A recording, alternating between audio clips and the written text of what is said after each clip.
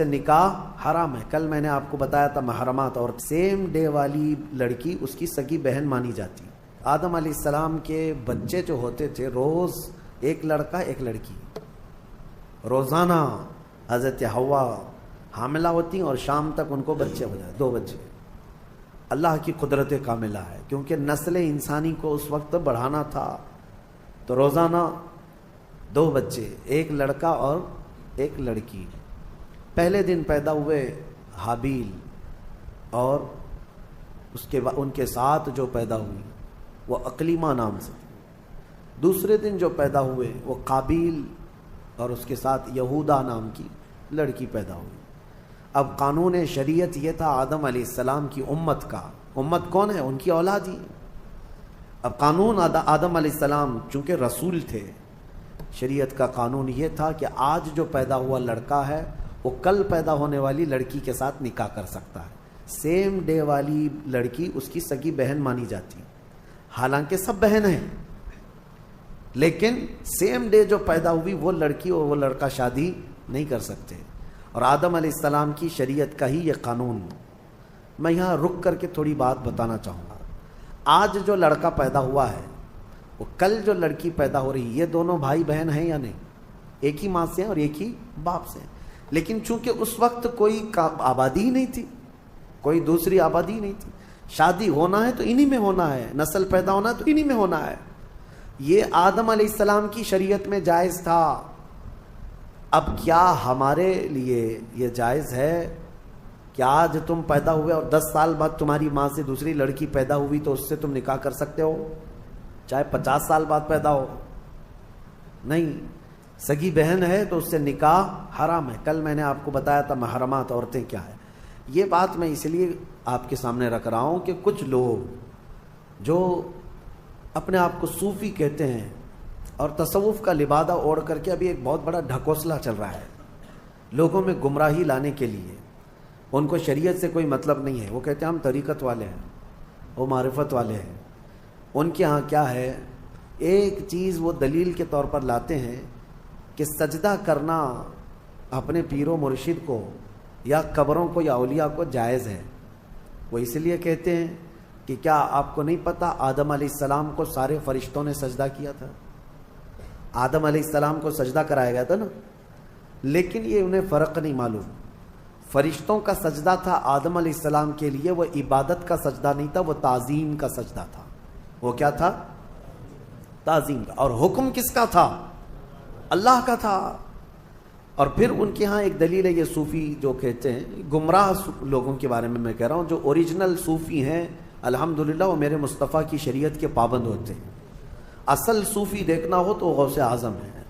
اصل صوفی سرکار غریب نواز ہے. وہ شریعت پر پورے کامل طور پر پابند تھے. اور ایک دلیل وہ یہ دیتے ہیں کہ یوسف علیہ السلام کو ان کے باپ اور ان کے 11 بھائی سارے لوگوں نے سجدہ کیا تھا. وہاں بھی وہ تعظیم کا سجدہ تھا. پہلی شریعتوں میں تعظیم کا سجدہ جائز تھا، لیکن میرے مصطفیٰ کی شریعت میں تعظیم کا سجدہ بھی جائز نہیں. تعظیم کا سجدہ بھی جائز نہیں. نہ کسی پیر کو، نہ کسی فقیر کو، نہ کسی ولی کو، کسی کو بھی سجدہ کرنا جائز نہیں ہے. میں ان کو الزامی جواب کے طور پر یہ کہتا ہوں، جو لوگ کہتے ہیں آدم علیہ السلام کو کیا سجدہ نہیں کیا گیا تھا، تو آدم علیہ السلام کی شریعت پہ چل رہے ہو یا محمد الرسول اللہ کی شریعت پہ چل رہے ہو؟ اگر آدم علیہ السلام کی شریعت پہ چل رہے ہو تو ان کے ہاں بہن سے نکاح بھی جائز تھا. کیا تم کر سکتے ہو؟ شریعت منسوخ ہو جاتی ہے ایک نبی کے جانے کے بعد، دوسرے نبی آئے ان کی شریعت الگ ہو گئی. لیکن میرے نبی کے آنے کے بعد پچھلی تمام شریعتیں ختم ہو گئی. اب جو بھی چلے گی وہ کیا ہے؟ آئی نئی حکومت، سکہ نیا چلے گا. وہ نبی کریم صلی اللہ علیہ وسلم کی شریعت، حتیٰ کہ قیامت کے قریب عیسیٰ علیہ السلام بھی تشریف لائیں گے تو فرمایا گیا وہ شریعت مصطفیٰ کے مطابق عمل کریں گے، وہ اپنی شریعت لے کر نہیں آئیں گے. حالانکہ عیسیٰ علیہ السلام نبی بھی ہیں، رسول بھی ہیں، ان کے زمانے میں ان کی شریعت تھی، لیکن قیامت کے قریب اب عیسیٰ علیہ السلام آئیں گے تو کس کی شریعت پر عمل کریں گے؟ ہمارے نبی پاک صلی اللہ علیہ وسلم. اب سنیے، آدم علیہ السلام کے بڑے بیٹے حابیل اور قابیل کا واقعہ اس میں آیا ہے. کیا واقعہ ہے؟ ہوا یہ کہ حابیل کے ساتھ جو لڑکی پیدا ہوئی ان کے ساتھ نکاح نہیں جائز تھا. دوسرے دن جو لڑکی پیدا ہوئی یہودا، اس کے ساتھ حابیل کا نکاح ہونا تھا، اور قابیل جو دوسرے دن والا ہے اس کا نکاح پہلے دن والی لڑکی سے ہونا تھا۔ لیکن مسئلہ یہ تھا کہ قابیل کو یعنی چھوٹے بھائی کو اپنے ساتھ جو پیدا ہوئی وہ لڑکی زیادہ پسند تھی، وہ خوبصورت بھی زیادہ تھی، وہ لڑکی زیادہ خوبصورت تھی، اور اسے اپنے ساتھ پیدا ہوئی لڑکی سے ہی شادی کرنا تھا۔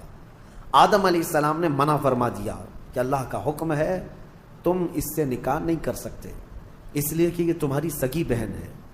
دنیا میں سب سے پہلا فتنہ عورت کی وجہ سے ہوا، سب سے پہلا فتنہ، دونوں بھائیوں میں شدید اختلاف پیدا ہو گیا۔ حابیل اور قابیل میں اتنا شدید اختلاف پیدا ہوا کہ ایک لڑکی سے نکاح کرنا ہے، شادی کرنا ہے۔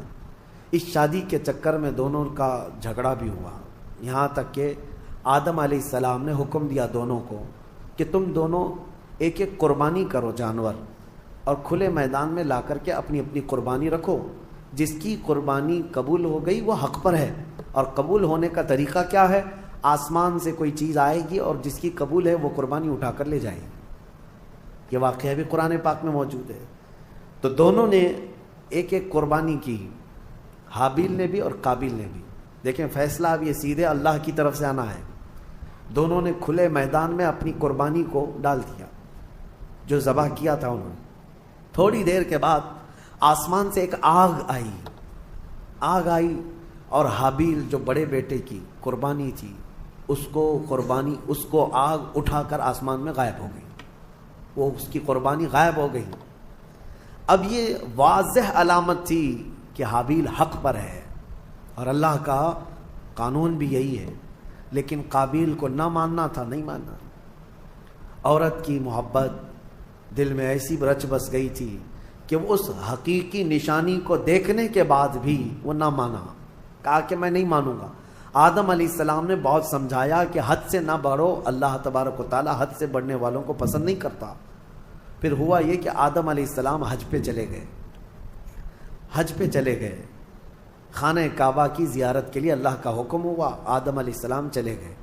اب یہ واقعہ کہاں پیش آیا تھا، اس میں تاریخ میں الگ الگ باتیں آتی ہیں، لیکن بہت سارے علماء کا کہنا ہے کہ یہ واقعہ ہندوستان میں ہی پیش آیا تھا، کیونکہ آدم علیہ السلام کی سرزمین جو ہے، سب سے پہلے جو جنت سے آپ اترے سرندی پہاڑ جو سری لنکا پہ ہے، تاریخی روایات یہ بتاتی ہیں آدم علیہ السلام وہاں اتارے گئے تھے۔ سری لنکا کوئی الگ کنٹری نہیں تھی، وہ انڈیا میں ہندوستان میں تھا، اور اسی سے پتہ چلتا ہے کہ پورا ہندوستان ہمارے باپ کا ہے۔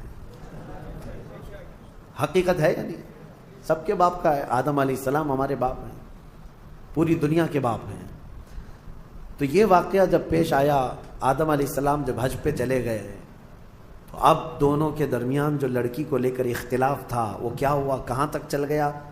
اب شیطان آیا، سب سے پہلے انسانوں کو بہکانے اور ورغلانے کا جو چیلنج کر کے آیا تھا اللہ کی بارگاہ سے۔ اللہ تعالیٰ نے اس کو آدم علیہ السلام کو سجدہ نہ کرنے کی وجہ سے مردود کر دیا تھا، نکال دیا تھا، اور اس نے اللہ کو یہ چیلنج کیا تھا کہ آدم کی جتنی اولاد پیدا ہوگی سب کو میں گمراہ کروں گا، کبھی ان کے سامنے سے، کبھی بائیں سے، کبھی دائیں سے، کبھی پیچھے سے آ کر میں ان کو بہکاؤں گا، تیرے سیدھے راستے پر کسی کو چلنے نہیں دوں گا۔ یہ اللہ سے اس نے چیلنج کیا تھا، اور اللہ نے فرمایا جا تجھے قیامت تک کی عمر دیتا ہوں، قیامت تک کی تجھے عمر ہے، جتنی کوشش کر سکتا ہے کر۔ لیکن رب تعالیٰ نے فرمایا میرے کچھ مخلص بندے ایسے ہوں گے جن پر تیرا داؤ نہیں چل سکے گا۔ اللہ ہمیں ان مخلص بندوں میں شمار فرمایا۔ شیطان پہلی مرتبہ آیا، دونوں بھائیوں کے بیچ میں دیکھا لڑکی کو لے کر کے اختلاف ہے، تو یہاں آگ لگانا اب اس کا کام تھا۔ اس نے آ کر کے قابیل کو کہا تیرے لیے اچھا سا راستہ میں کیوں نہ بتاؤں، تیرے حق میں وہ لڑکی اچھی ہے، تجھے کرنا ہی چاہیے تھا، تیرا باپ بھی مخالف ہے، تیرا بڑا بھائی بھی مخالف ہے، لہذا ایک کام کر، اس تیرے بڑے بھائی کو دنیا سے ہی ختم کر دے، راستہ صاف ہو جائے گا۔ اس وقت تک ابھی موت نہیں معلوم کسی کو، پیدا تو ہوئے تھے لیکن موت ابھی تک کسی کی نہیں آئی ہے، نہ ہی مرنا معلوم، نہ ہی مارنا معلوم تھا۔ تو قابیل کو آ کر کے ابلیس نے، شیطان نے طریقہ بتایا۔ قابیل نے پوچھا میرے بھائی کو اگر ہمیشہ کے لیے میں راستے سے ہٹانا چاہوں تو کیا کرنا ہے؟ تو ابلیس نے ایک بہت بڑا پتھر اٹھا کر کے دکھایا، کہا کہ اس طرح پتھر اٹھاؤ اور اس کے سر پر مار دو۔ تو حابیل ایک جگہ پر بیٹھا ہوا تھا، اسے بھی خبر نہیں تھی کہ بھائی اپنی موت کا سبب بنتا ہے. تو قابیل جو چھوٹا بھائی تھا، لڑکی کے عشق میں جو پاگل تھا، پتھر اٹھایا اور لے جا کر اپنے بڑے بھائی کے سر پر پیچھے سے دے مارا. جیسی مارا تو وہ سر پھٹ گیا اور بڑے بھائی کا اسی جگہ پر انتقال ہوا. دنیا کا پہلا مرڈر ہے، دنیا کی پہلی موت اور دنیا کا پہلا قتل کس نے کیا؟ چھوٹے بھائی نے بڑے بھائی. کس کے لیے کیا وہ بھی پتا ہے، عورت کے لیے کیا. ہوا یہ کہ قتل کرنے کے بعد اب یہ تک نہیں پتا تھا اس کو کہ کرنا کیا اس لاش کا. اللہ فرماتا ہے فَبَعَثَ اللَّهُ غُرَابًا يَبْحَثُ فِي الْأَرْضِ. اللہ تعالیٰ نے کوے کو بھیجا. کوا، دو کوے آسمان سے اڑتے ہوئے آئے. ایک کوا دوسرے کوے کو ٹھونک مارتا تھا. لڑائی دونوں کی چل رہی تھی، دونوں کووں کی لڑائی چل رہی. قرآن میں اللہ نے بیان فرمایا اس کو. لڑتے لڑتے ایک کوے نے دوسرے کوے کو اتنا مارا کہ زمین پر گر گیا. ایک کوا مر گیا، دوسرا کوا بیٹھا تھا. ایک زندہ کوا ہے اور ایک مردہ کوا ہے. کوے بھی دونوں بھائی ہوں گے اور کیا پتہ وہ بھی کسی لڑکی کے لیے لڑ رہے ہوں، لیکن یہ تو تفسیر میں نہیں ہے. کیوں لڑ رہے تھے یہ تو نہیں معلوم. لڑے اور مارا بھی ایک کوے نے اور مر گیا دوسرا کوا.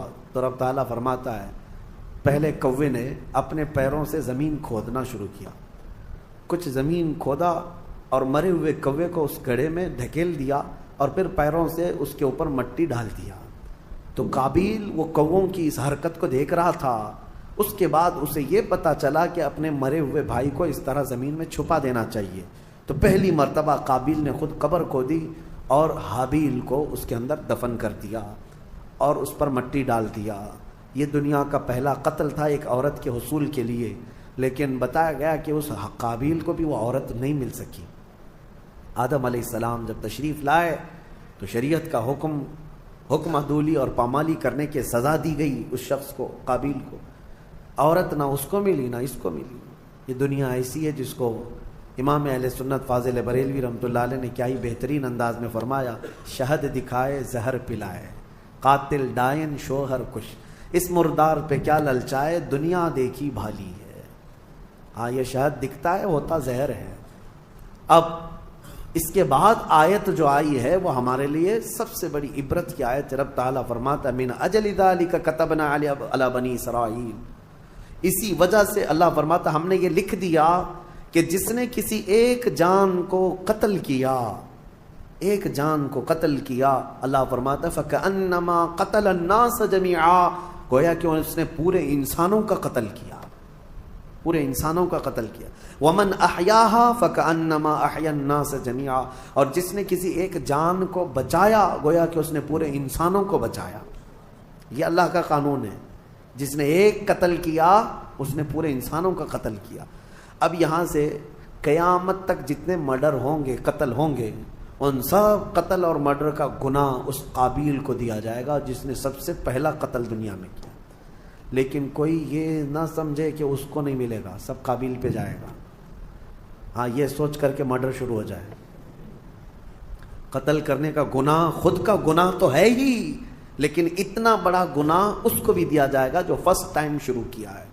اور اسی قاعدے کے مطابق کوئی بھی برا کام تم شروع کر رہے ہو، یاد رکھو اگر اس کی پیروی کرتے دوسرے لوگ بھی وہ گناہ میں ملوث ہوئے، ان سب کے گناہ کا بوجھ بھی تمہارے اوپر ڈالا جائے گا. ہو سکے تو کوئی نیا کام اچھا شروع کر دو تاکہ اس کی فالو کرتے کرتے لوگ ان کی نیکیاں تم تک آتی رہیں قیامت تک. کوئی برا کام تم نے، بہت سارے لوگ فیشن شروع کرتے ہیں، ان کو ایسا لگتا ہے کہ یہ میرا فیشن ہے، ایک نیا فیشن. گناہ کو اگر فیشن شروع کیا، نیکی کو فیشن بناؤ. اگر اس کی کوئی اقتدا کر لیا تو اس کا ثواب تمہیں ہے. مثال کے طور پر نماز کے بعد ہم تسبیح پڑھنا شروع کر دی، سبحان اللہ و بحمدہ سبحان اللہ العظیم. لوگ اس کو نقل کرتے رہے. جس نے بھی جہاں پر بھی شروع کیا، جب تک پڑھا جاتا رہے گا شروع کرنے والے کو اس کا ثواب ملتا رہے گا. آپ نماز کے بعد سلام شروع کر دیا، برسوں تک اگر میرے آقا کی بارگاہ میں لوگ اسی پر نقل کرتے ہوئے سلام پڑھتے رہے تو اس نئے کام کی ابتدا کرنے کا ثواب تو ہے ہی، لیکن جتنے لوگ اس نیک کام پر عمل کرتے رہیں گے ان سب کا ثواب بھی آپ کو دیا جائے گا، اور عمل کرنے والوں کے ثواب میں بھی کوئی کمی نہیں ہوگی۔ اسی طرح گناہ کا مسئلہ ہے، گناہ کا مسئلہ ہے